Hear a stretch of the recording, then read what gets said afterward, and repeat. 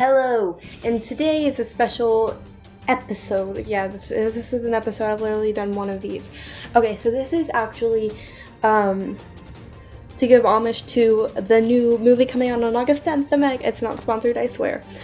So I'm going to be talking about the Megalodon, which is basically what the whole movie is based off of, which is an extinct shark, which is actually the largest fish known to man.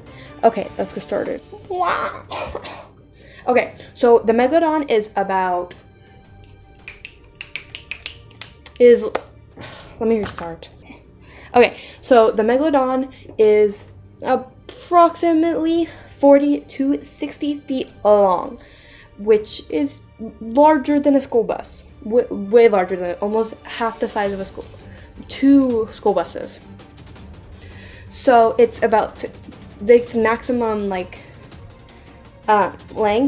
is about 60 feet long. It is about 70 tons, that's its maximum weight, so it's probably around 40 to 70 tons. Its teeth, which people like to confuse for dragon tongues, are about 7 inches, which is literally like that big. And the only thing that people can find of the Megalodon is its teeth and its like vertebrae and stuff, and a couple fossils. So the Megalodon, its PSI, which is pounds per square inch, which is how hard you bite, is the hardest is the most in the world ever known to anyone. So that means that it can easily, we'll talk about that in a second. So a human PSI, it can bite down about 14 to 20 pounds. Now a great white shark can, okay.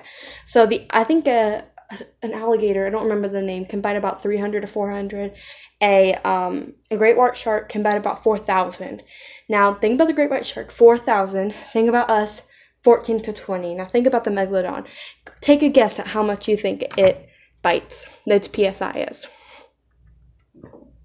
Okay, that's enough time. It's 24 to 40,000 PSI, pounds per square inch.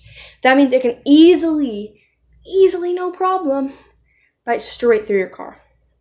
And seeing as its jaw is so humongous, it can easily swallow a human whole.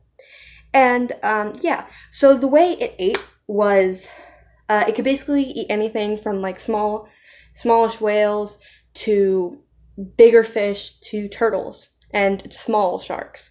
The way it ate was it would come up on its prey and bite their... I'm out of breath. So it would come up on its prey and bite their fins off, so they would immobilize it, so that they would have no problem eating it slowly. And the Meg could basically be in any temperature, any temperature water, except for colder waters. It mostly like tropical waters, but it was easily adaptable. So I think it's still alive, and that's my case here.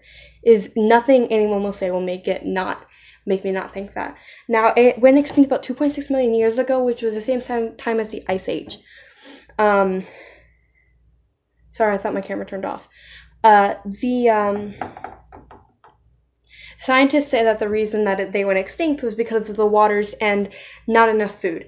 Now, the thing is, that usually makes sense, but this time, seeing it could eat almost anything in that ocean except for larger sharks, who they usually coexist with, such as like the great white shark. It did not, and like mako sharks, that's what they evolved from. They evolved from mako sharks. But seeing as they could eat almost anything in that ocean, that they could clamp its little huge jaw around, I don't see why they couldn't get enough food. Now, this could be me being an amateur person, and the cold waters, I guess, that could have killed some. I don't think it could have possibly made it go extinct. Now, I guess the Ice Age could have killed them off, but still, if some of the stuff were able to come back, wait, maybe they weren't, but I don't know. Let me move on for that. And seeing as they also didn't have humans to mass kill them, I think that the Megalodon is still alive. And seeing as more than 80% of our ocean is not yet mapped and adventured, there easily can be Megalodons there. And Megalodons, they roamed around any part of the ocean that they could flap their little fins to. So they could easily be in the places that we haven't even checked yet. And yeah, and before I end this, I want to say, do not trust Shark Week. You maybe can trust their like first few videos, but that Megalodon sighting thing, that was from a fake actor.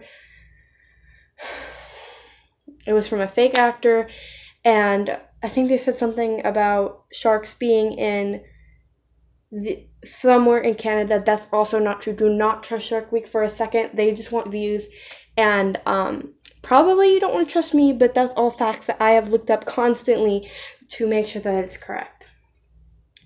And this is all my opinion, seeing as I think they still exist because they have no reason not to.